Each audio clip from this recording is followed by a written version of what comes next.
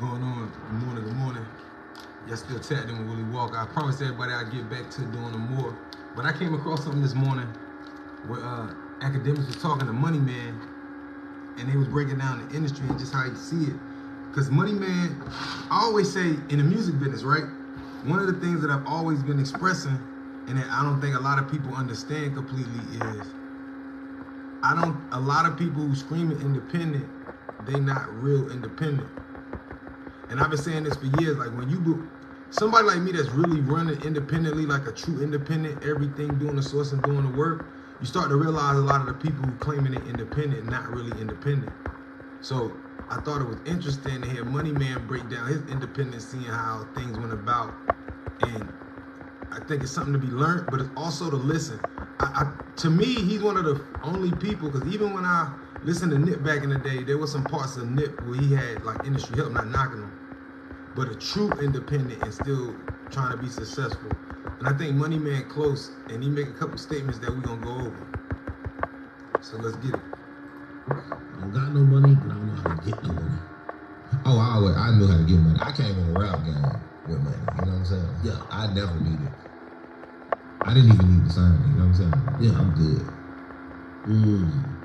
Like, I was good coming in. I came in the rap game. I spent $250 off the rep for promo. I see that. Yeah, that wasn't nothing. Why get in the rap game? And also, I read this thing that said you were wanting cash money and you bought yourself out of contract. Yeah, I only signed because my lawyer told me this. Another thing, we are monetized, so anybody that like to always tap in and watch me, that want to support me, you know what I'm saying? You can send me stars. I wanted to let everybody know that you can send me stars for everybody who support me when we doing these convos, and we're going to keep them moving. But I wanted everybody to know, just pay attention to everything he's saying, and let's go. I didn't even have to sign. I was, you know what I'm saying?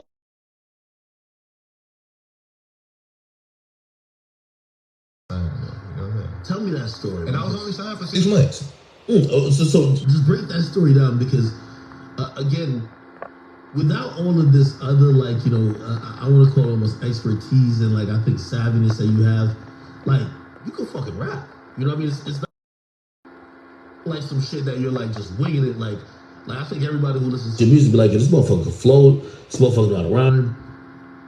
How did you even get into music like that, and then explain the cash money situation? Oh, I always could rap. I could rap since I was 8 years old. I knew I could rap. I knew I could rap anytime I felt like it. Like, okay, I can go ahead and do whatever. It's just I needed the money to put myself out and market myself the way I wanted to. So I was getting money. It's just I wasn't getting enough to rap. So if I had 30,000, 40,000, that's not enough. You get what I'm saying? So once I caught on to this glitch and I made 300,000, 400,000, I was able to spend 250 real quick. I can go buy all the jewelry I wanted, all that type shit. Then boom, I started getting booked. Mississippi booked me, Memphis booked me, Arkansas booked me. I was doing shows. I was doing 4 shows a week, like it was water. You get what I'm saying? I'm talking about bringing in all kind of money independently. 4 shows a week, every week. I lived on the road. No radio play, no nothing. I just had 10 songs all popping, doing millions of plays on YouTube. I didn't even know what streams was at first. So I didn't even put them on DSPs like Apple, Spotify. You only could get my shit on Spinrilla. Boom, Spinrilla. Yeah, I'm just putting it out. And you know what I'm saying? Yeah. Spinrilla, all the country towns listening on Spinrilla. So my shit just circulating through there, and I'm going to do shows. Then I transferred it over to DSPs and companies. So one, what did he just say? He said he put his music on his YouTube page and he used Spinrilla. He ain't know nothing about streaming and none of that. Like, even though they was pushing it, it ain't what he knew, right? So for everybody that only think that you gotta play their game and that's the way to be successful, nah, not really, because you start to realize the more you put the music up on platforms, the more easy it is to get and easier it is to take. But he said he didn't even know what streaming was. He said that he went and he put it on Spinrilla, and all the country towns, small country towns, listen to Spinrilla, right? So he said, you know, he just used Spinrilla, probably spent some money on it, did marketing with it, all this stuff, and that's what was helping him blow. But he also said he made a lot of money off a glitch, whatever that is. Face was so good, I was streaming so much. Big companies will come in. My boy Alex, shout out to him. He'll come give me 500,000, and I pay him back 700,000. When he come give me 700,000, I pay him back 900,000, like it wasn't nothing. You know what I'm saying? Damn. Yeah, it was crazy. Yeah, so shit kind of popped off really quickly for you. So how did you kind of run into the cash money situation? My lawyer hit me and was like, I know some people, which was you know how it's a furnishing label in the middle, and it was actually through a furnishing label to go to Cash Money. So I met with them, and they was cool with Stunner and Slim. Stunner and Slim rock with me. I came to the studio, Hit Factory down in Miami. We linked up. What year is this? Yeah, this was, man, it had to be 2017, 18. Okay. We'll keep breaking it down. But I think it's interesting to hear Money Man explain his point of view. Maybe 2018, because I was moving around. And Stunner, we did a deal. Nothing ever came into fruition because I wasn't trying to get under Republic system. Why not? It's too much for me. It's too much to keep up with. I like to keep up with my money. So once it go to Republic, it's a lot of accounting. So when you gotta have a lawyer to put in a notice for them to send you your accounting, that's a problem. Think about what Money Man just said. See, when we talking business, this is what I be talking to people about for years, but they go on deaf ears because people don't understand it.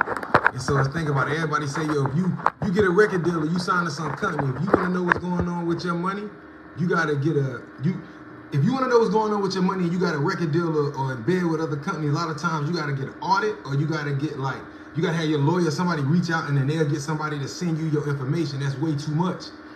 Coming up from the streets or from the outside, it's kind of like, yo, if I'm building my businesses, like I'm looking at my accounts, I can see my money so I can make investments. The first red flag is I can't see my money. That's the reason. So all of the years that people always criticize, like, bro, if you know so much why you still here, that's why.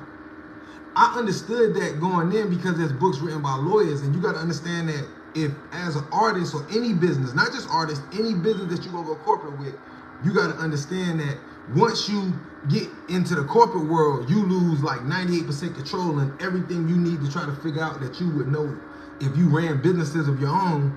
It's like you got to go through so much extra to even find out what you're going through. That's a whole process. But how did you know it was gonna be that way if you never signed to a label that big? I started reading contracts, even though contracts are hard to understand. 50 pages. There's no way a nigga can. And addendums and also like when you gotta have another nigga interpret a contract for you in it's English, you don't need to sign. Thanks. He said, yo, when you gotta have another human being from the same country sitting down with you, 2 or 3 people to interpret a contract for you to sign it, you should already know it's bullshit. That's the understanding. You give me a contract, 50 pages. I gotta have a lawyer or 2 with me for them to interpret it to me like it's a whole nother language, because they wrote it in a language that was not legible for me, so I gotta have them interpret it for me. Not to mention, rather if I go get my own lawyers, which I hope you don't use the label lawyers so they're gonna rob you, but even your lawyers, they can go behind your back and break them off. So you gotta be able, it's a daily game in this business. That's what makes it hard to be able to be successful. A lot of people don't know this. A lot of people don't pay attention that much, and a lot of people don't really understand that's how far the details go. So like he said, Money Man said, when you gotta have other people interpreting the contracts for you, and I'm gonna go back, because this here is just the lingo he used. A lawyer to put in a notice for them to send you your accounting, that's a problem. That's a whole process. But how did you know it was gonna be that way if you never signed to a label that big? I started reading contracts, even though contracts are hard to understand. 50 pages. There's no way a nigga can. And addendums and also like when you gotta have another nigga interpret a contract for you in it's English, you don't need to sign it. Think about it. That. I love the way Money Man broke that down. I had people tell me for years, Money Man, I've been really like checking in on him. He's a genius, yo. Like the way he process and articulate. Think about it. Any contract, that's why when you learn law, like I always try to teach people online or people that's close to me, there's no such thing as a good contract. The word contract legally means dead pledge. It's against you from the jump. Like before, it's against you. It's a dead pledge. So there is no such thing as a good contract, right? So he said, when somebody's sitting down with you, in order for me to go through these 50 pages, I gotta have 2 people with me. You already know it's criminal. And it's in English, right? And we all speak English. It's not in a different language. So it's that. And so the reason why is because we don't study Latin. So with me, I could read through a contract and I can still understand a good 80%, and that's enough. Even if I only understand 70, it's enough to know it's full of Feel me? Because you have to understand Latin, right? So you can trace these words back. And they're using, like he said, the memorandums and all that. It's to you, you're like, what that mean? You just need them law dictionaries. And when you start looking this stuff up and realizing what these words mean and what they're saying, it becomes very clear to you. But the average person don't know that. That's why we need lawyers. You get what I'm saying? If somebody really fuck with you, they're gonna break that down and bust it down the way you can understand it. You know what I'm saying? But they interpret it for you like it's another language. Yeah, no, of course. And then the lawyer can get over on you. Shout out to my lawyer. I got a lawyer who's good, man. But at that time, that lawyer, he was cool too. It's just shit, he doing music business. I look at it as music business. And music business is bullshit. A lot of it, not all. Empire do some good business. But they gave me a contract, but shout out to Stunner, because Stunner let me write out. I called him, I was like, hey Stunner, I'm really trying to go back independent. I ain't really feeling going to a major, but I rock with you and Slim though. So hold on. So when you signed, did you get an advance or anything? Yeah, they gave me an advance. Okay. They gave me an advance, but I didn't need that advance. I used to just walk around with $400,000-500,000 on me, because I did so many shows. So I would have 400-500 racks at all times on me. You know what I'm saying? Like, so the advances don't make no sense. Nothing. I just heard Drake, Wayne, and Nicki. So I'm like, oh, I can get a feature with Drake, Wayne, and Nicki. I'm out of here. You know what I'm saying? Yeah. And I used to go to the Hit Factory, Wayne right there. You know what I'm saying? It ain't nothing to go get that feature or nothing like that. But I'd be up there so deep. I got 30 niggas with me. We recording, we high, we got them on drink. You know what I'm saying? Stunner coming through. If you notice, I got a bunch of songs with Stunner, because he'll hop on some songs. We'll shoot the video. You know what I'm saying? Yeah. But this was only in a 6-month period. Life is fast. You know what I'm saying? So I didn't even have time. I'm hopping in my own ecosystem, so I don't even have time to be like, what's up with the Drake feature? What's up with the Nicki feature? You know what I'm saying? I wasn't really tripping. You know what I'm saying? Yeah. Because it's live. But I sat and thought about it. I'm like, damn, I don't really need Republic to get involved in my dealings. So shout out to Republic. I don't know what they got going on, because I never dealt with them. But I was like, for reference for anybody who's watching, Republic is the house and the label house to some of the biggest artists in the world, from Post Malone to The Weeknd, Drake, Nicki. They're one of the biggest plantations on the planet, in other words. I feel like everybody over there. Is Post Malone over there? It might be, but everybody else is over there. All the biggest artists are over there, which means you walk into that system, they're gonna handle you in the most corporate way possible. There you go. And I didn't feel like dealing with that. When you got to call somebody, you don't deal with the CEO. So, and then every label was showing interest. Like, I flew out, talked to Interscope, they was cool. I talked to Sony, they was cool. Probably like 98% of labels hit me up. And I met Stunner. I was like, okay, Stunner a real nigga. I just chopped it up with him. And but throughout the time, I was recording at Hit Factory here and there, but we never did nothing major. You know what I'm saying? Yeah. So it never went to where they was going to put a full scale. They were ready to put a full scale promotion plan and everything, but I called hard on it, because I was like, okay, you know how major labels work. If they put up $1 million, you damn near got to pay back 8-9. So I was like, nah, I don't like that. Listen, and this is why I be bringing these conversations to the forefront in business, especially in the music industry. Like, it's a hard road doing this shit alone, but at the same time, you just gotta figure out marketing and where to put the money and how to go and how to build from nothing and how to, right? You gotta create the veins and the blood vessels in the body for this to work. But when you go to them, it's a dirty game. Like, you know what I'm saying? They're gonna put up $1 million, but they gonna want 9 back. And then if you make them that 9 back, they're gonna come back to you with the money that they really owed you from the beginning. From all the extra, and they're gonna pay you with the money they really supposed to owe you to lock you in, and now they gonna give you 9, but now they want 50 back. It's super finesse. It's the highest loan you can get in history. They give you $1 million, you gotta pay. Most artists, I would say, probably gotta pay back about, if they give you $1 million, you probably gotta pay about 8-9 back. Somebody's gonna sit there and be like, nah, how? At least 5-6. Look, I'm with you. Because I think people might think $1 million is just $1 million. Nah, man. Like it's even the way it's recouped is different. The things that you thought were non-recoupable is gonna be recouped off as well. You know what I mean? Like things that really is gonna help you and the label. They still taking out of your pocket. Meaning recoup. So they give you that $1 million. Now, mind you, they give you a list of studios you can go to. You can't just go to your mans who you know. I can't go to my nigga Razy and get no beats because they gonna tell me, they'll tell me nah because he ain't on the team, whatever. They don't want to pay that. I can't go down the street to a nigga I know nice. I gotta go to the ones they give me, and they running me up $1,000 an hour, right? Everything, if I get an endorsement deal, because ain't no such thing as side deals no more. That's the 360 and all them deals. They made sure they covered that up the 90s. Michael Jordan and them, they made money off NBA, but their endorsements deal made them filthy rich. So all of the wealthy was like, fuck that. We want to get in on that too. So no matter what you do, even the deal that's supposed to set you up for life, they taking off that too. They recouping off every aspect of your life. And get, Willie, you sell dogs, we want 50% of them sales until we recoup all our money. They on it like that. Hey, we promoting the project, but we're charging you for the promotion of the project, even though yeah, loopholes. It's ways. It's always ways around things, but it's a hassle too, right?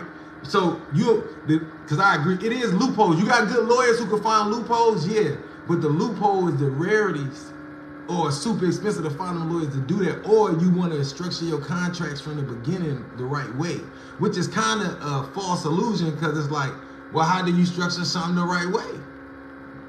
Right? Because if you already winning and they want to be involved, then it's kind of a bully move. But there's loopholes in contracts, but not all of them. Like they really want to keep you tied in to that label. Us promoting the project is going to benefit us because we're also taking some of the profits. It's kind of crazy. They bleed you dry. Literally. Oh, facts. For sure. So the industry places them holes for you to run up your debt. Yeah, them loopholes. I get what you're saying exactly. They anywhere. So studio, beats, anywhere. And they do it to everybody. Like producers. I know producers that got deals who told me like they was like, yo, fuck it, I'm just gonna sign a 10-beat deal. And they gave them, let's say, like 500,000 because they was buzzing. They got the beat number 8 and they stopped accepting beats. And he was sitting on the label for 10 years. You know what I'm saying? It's crazy. 3 single deal. They take the first single, second single, how you sitting on that label for 8-9 years. So loophole, they got many ways to keep you running up your debt. When you go to the club, the videos, all that. The videos, they make you pay back. The girls, if you guys smoking weed in the studio every night, all this stuff, and y'all can't supply it and they go get it for you. Going to the bar every night, all the money they give you to live, the loans, the food, you know what I'm saying? Your entourage, feeding everybody, all of that. On top of that money they want you to pay back, right? So they're gonna make a loophole out of everything that exists. You know what I'm saying? Like bleeding you dry, and they give you that back. No, that was dope, bro. That was great feedback. We're gonna see what else we tapping into. And then, that's why a lot of artists probably gotta make their money out touring. They gotta tour a lot. Well, a lot of artists never see a royalty statement. A lot of artists talk in advance. They talk in advances and sheesh. You heard him? Like, think about how smooth he said it. He said a lot of artists will never see a royalty, have never seen a royalty statement. Do y'all understand what he's saying? So, okay, first of all, let me break down all the artists out there in the world to understand how much work we gotta do to really get it. So, you know how you put the music up there on like TuneCore or whatever, CD Baby or whatever, United Masters or whatever everybody using today? What they'll pay you out for what, that's like their business with you. But there's still sound exchange, sound scan. The Henry Fox agency is still 7, 8 other ways that to get paid, right? When you sign a deal, like I seen deals, like I seen a deal, I'll give you an example. This last year, I had Island Records coming at them. The contract, like they said, it was just distribution because they knew I didn't want no deal. But even the distribution Island sent me, it was almost like, I would show it, but I don't want to put it on the expose them that bad at this moment. But like, it's bad, but I know that it wasn't an insult to me. It's what they doing in the industry.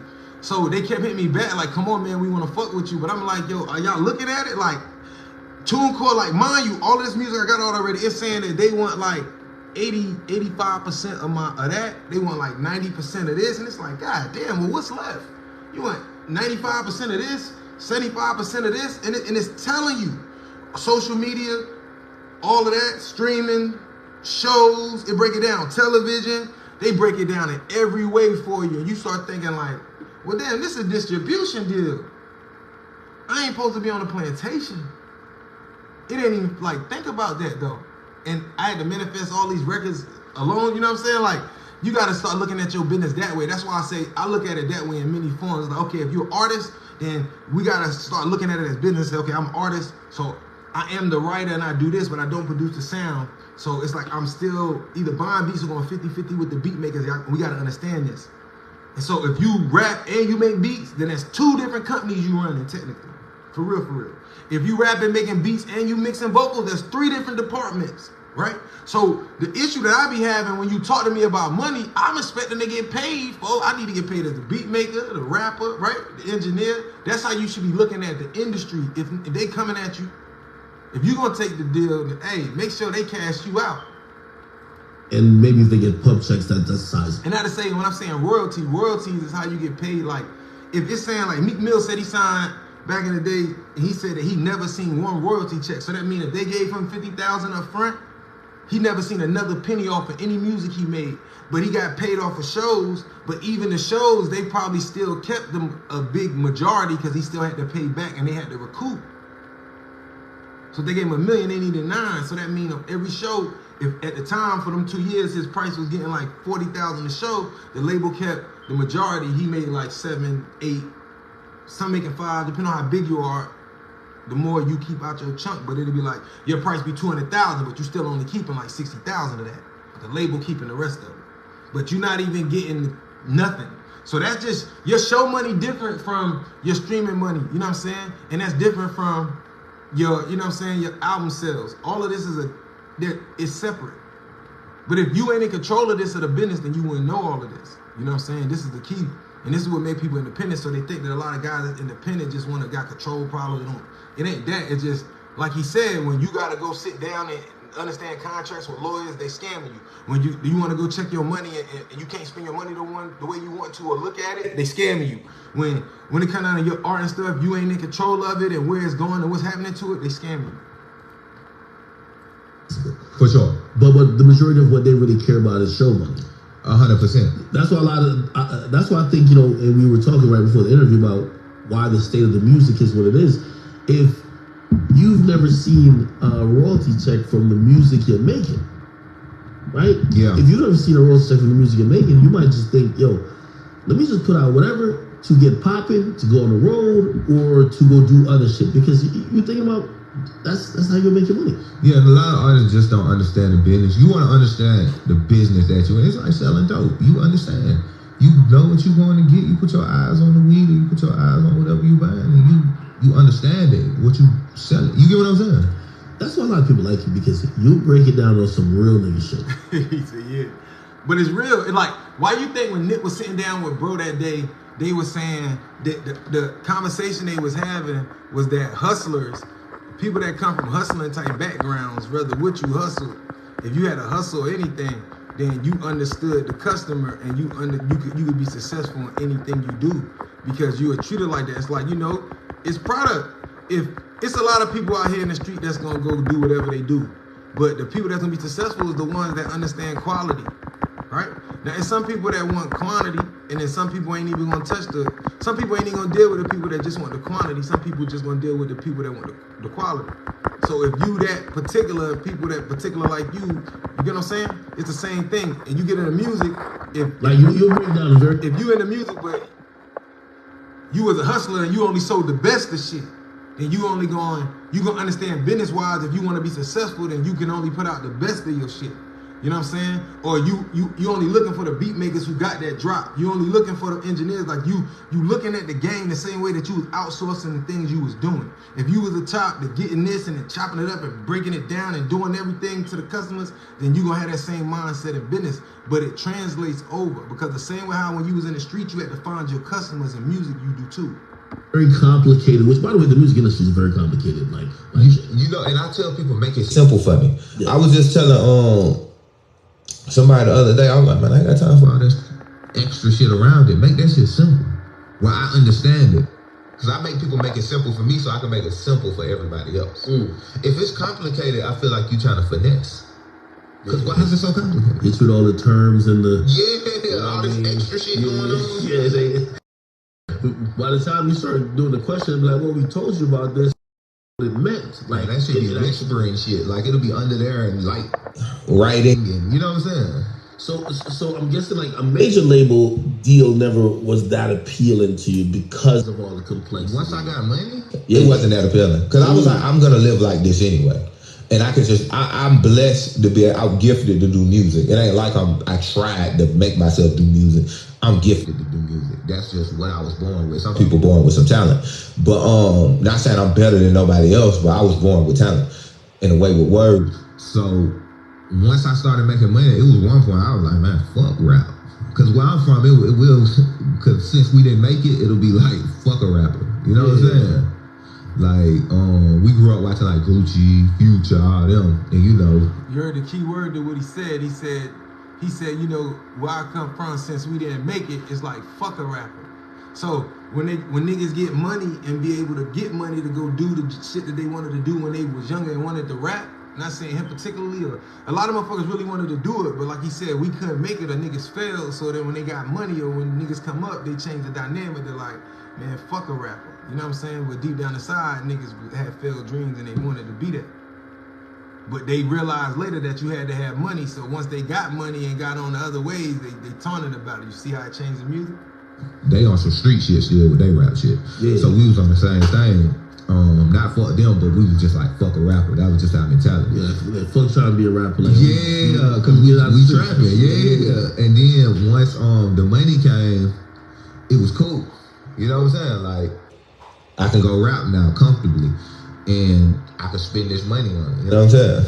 Yeah. No. But I was popping for a long time just under the radar. Like, I was just popping. So, and I guess, you know, I'm trying to get into your mindset with it. So if you got a couple 100,000, look like you're doing good, why even sign, period? Even though, you know, you did go to Empire, and Empire, which obviously just a different, like, it's a different piece. Yeah. Empire to Interscope is like, at least you could probably pick up a phone and call Gossi, right? Like, 100%. I'm pretty sure, like whoever who runs Interscope do not want to talk to you. Not Interscope. Yeah, Interscope got a whole chain of command. I was gonna say, well, actually, my Republic, yeah. That nigga do not want to talk to you. You know what I mean? Don't talk to nobody. You know what I mean? Exactly. You got to be the person to get that person. So, what made you sign that situation? And then you also get an uptick with the mainstream because you also do that song 24 Baby.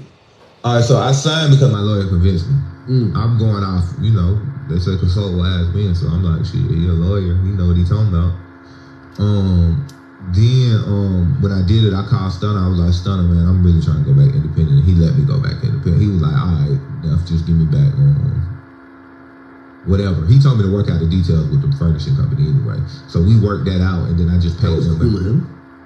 Saturday, the Mexican.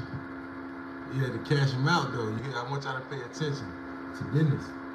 Yeah, he could, man. He's solid. Nah, I fuck with him. Yeah, Stunner solid, man. He one of the solidest people in the music game I done met. You know what's so funny? Before I met him, right, and saw things a little bit closer, like there used to be a lot of like people. There was a lot of rumors about him that would make you think that he's a nigga that would try to fuck a nigga over. Nah, I ain't never seen that. Well, I agree. Yeah, but that was some of the narratives that came out in, like, you know, music to kind of make it seem like, I think it's unfortunate because all my deals with him, or anytime, you know, ever since I've known him, he's been a solid dude. Yeah, he's solid. He moved right. You know what I'm saying? When you see him, he moving like a boss. You know what I'm saying? Yeah. And you don't hear him saying much out here. When he speak, he speak whatever he got to say, and then he back to whatever he doing. Yeah. So he says you'll sort that out. You sort it out. I'm guessing you send 250K. You got 250 cash to send? That shit, I had it on me. I was talking to him. I was counting up money when I was on the phone with him. Just because I used to have cash all the time. I just had it on me. Like, yeah. I told you, $400-500 everywhere I went to. Like cash? Guaranteed. I did so many shows and they paying cash that it'll just pile up. I'll be on the road for one at a time. 4 shows a week. It's just piling up. You never put it in the bank? Nah, because it was, you know, and then it was just on me. You know what I'm saying? Yeah. So okay, so you send that money over. Now you're a free agent. Yeah, for sure. What happens after that? I just got back to right back to it, and then Gazi hit me up because I had did a song. I was like independent like Gazi, just something, the CP and Robert, and he heard that, and then he hit me up. So people was telling me about Gazi anyway. They was like, if you want to, do a partnership, go holler at Gazi. And Gazi pulled up to the crib, and he, Gazi will push up on you. You know what I'm saying? He like to get in the field, so he want to know what's going on and see for himself. And he came over and we chopped it up, and then we did a partnership over there in Empire. And then that's when I put out Paranoia Gold now, the whole album. And then he helped with the promotion behind that and shit like that. But before then, right after I signed the Stunner, that's when I went and got 500 grand from my boy. Boom. I use other people's money. I use mine too though. I don't mind. I know how to flip. But he did a deal with her. Here go 500, give me back 7. Boom. So you went to your homie, you got 500 from him. Yeah, it was. He actually had a company where they'll give you money based on your catalog. Oh, okay. Yeah, and you got 3 years to pay it back. I gave it back to him in 3 months. Here you go. Really? He gave me 500. I gave him back 7. I ain't even had to. How you flipping money like this? Come on, you gotta give the secret out. I was just winning. Like my music going crazy. Are you paying him back? Cause it's show money or just? Whatever, everything was coming in total. Okay. I'm getting show money, I'm getting streaming money. I'm streaming 100K a month at the time. Damn. Like it's nothing, you know what I'm saying? And boom. Then he'll give me 7. I gave him back 9, you know what I'm saying? It wasn't nothing. That shit wasn't nothing. Damn, okay. So, you dropped Paranoia. Yeah, Paranoia went crazy. That went crazy. And then what happened next that really blew shit out of it? Oh, 24. I dropped Epidemic. Epidemic went up. 24 started going crazy. This was before Baby was on it. It was going crazy. It was that was going crazy. I had a song called Another Lifetime going crazy. Courtesy going crazy. Then Gazi hit up Lil Baby. Lil Baby heard it and he hopped right on it. You know what I'm saying? Gazi made it happen? Yeah, I know Lil Baby, but Gazi, he'll go just do it. You know what I'm saying? For real. Yeah, he just hit him up like, I think Baby or something good on this song. And take it to the next level. Boom. You know what I'm saying? I just drop records. I don't wait for nobody. Because I be like, I don't feel like dealing with clearances. You know what I'm saying? And all that type of shit. But guys, he'll deal with all that. So it looks like you must view music almost like that's your. So you'll realize that the power that he never let go of was the ability to be able to make choices and make it easy. Once you get in the game, you can't release music when you want to because they got it locked up. You got to wait for them to tell you that you can release it when they ready. And he was smart because you can tell he set his business up where he didn't do nothing that infringed on his free will or his right to be able to really be a businessman and be in control, right? But it come with chances in politics because you can read in between the lines. And I feel like, well, what was you doing?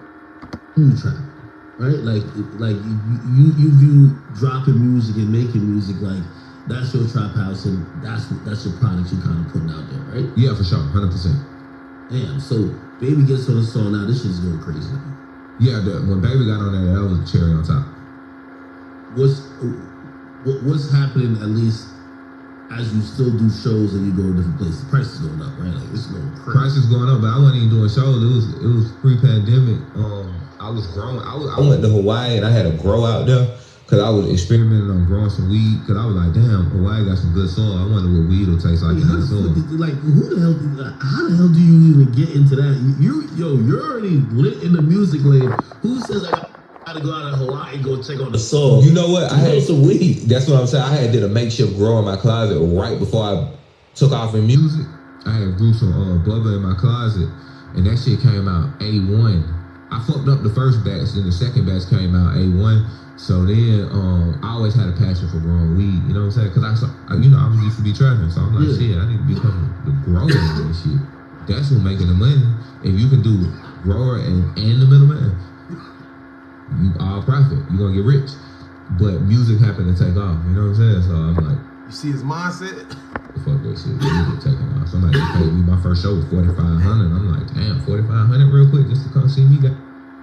So like I said, this is why earlier I said that they say hustlers, not just drug dealers, but anybody that had a hustle. The good ones that you could have had an ice cream truck, whatever. You could crack any business. Because if you understand the basis of how to get rich in the smallest level, or how to do this shit, then you can do it at all levels because you already understand the most important factor, which is trying to be the supplier. So just him, like, if you listen to him, just him saying like he was selling it, and then he realized like, yo, I'm gonna grow it, cause like, why not be the supplier and the middleman? Then you make all the money, right? That same mindset is what carried him in the business as a businessman. Yeah, spit some words on stage. Went crazy from there. But at that point, I was bringing my own strain out, so I wanted to market it as this shit grew in Hawaii on some real organic soil. You know what I'm saying? And I went to San Francisco after that because, you know, I'm fucking with the dispensaries out there, put some deals together, and I made 24 courtesy. And I was like, this shit out of here. These gone. I knew they was gone when I was making them. So 24 immediately went. Yeah, I just dropped it. I dropped it with no promo. You know what I'm saying? Like, just dropped it. And they just organically went. The shit he was even saying on the song though was just like immaculate. Yeah, people still don't know what I'm talking about to this day. I mean, I'm still trying to decipher. Yeah, that's how all my shit is. Hey, you the type of nigga look like, man, we drop you off in sub-Saharan Africa, man. You won't have some type of mansion and I'm gonna adapt. In a whole goddamn village out there. Yeah, I adapt in any environment, everywhere I go. Where does that come from? I don't know, man. I think you gotta be born with it. You just gotta be born with it. Could you work to become a great? Because I think I don't like just saying hustler for you, because I just think it's much more than that, because it's very intellectual, above the neck shit going on too, which a lot of times I think people don't use their brain a lot. People just go do shit. You know what I mean? Do you think someone could work at that type of shit, or you just think it's God gifted type thing? You might can work at it. I just was born with it. My head always going with new ideas, and then I look at shit and figure it out. Like, I'm the type of person, I just look at something and be like, okay. Like, people be like with a record deal, if an artist is fucked up with their label, I probably could come in and negotiate. Like, hey, can you let him out? He'll give you this. You give him that, and it's plausible, and they'll let that artist out. You get what I'm saying? Yeah. Because of how I think. Other people just shut down and just fuck everybody. But I look at stuff and figure stuff out. Hey, I seen you tweet something recently. I don't know. Deep conversation, man. Check it out.